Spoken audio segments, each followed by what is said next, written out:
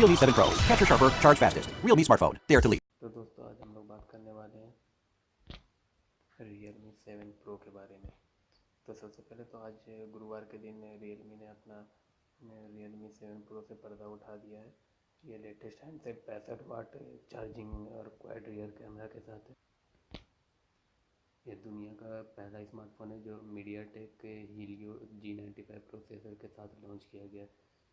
Realme 7 series super power saving mode के साथ less है। Realme ने लॉन्च इवेंट में Realme 7 सीरीज के साथ स्मार्ट टूथब्रश, सूटकेस और टोट बैग भी लॉन्च किया दोस्तों।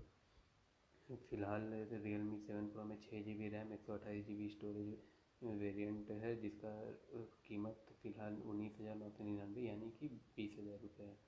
और 8GB रैम है और 128GB का स्टोरेज वेरिएंट भी है, जिसका दाम 21,999 मतलब 22,000 के आसपास है। Realme 7 Pro मिरर ब्लू और मिरर सिल्वर कलर में आता है। फ़ोन की पहली सेल 14 सितंबर पर दोपहर 12 बजे होगी। हैंडसेट को फ्लिपकार्ट और Realme की इंडिया वेबसाइट से ख़रीदा जा सकता है। हैंडसेट को जल्द ही ऑफलाइन प्लेटफॉर्म पर उपलब्ध कराया जाएगा।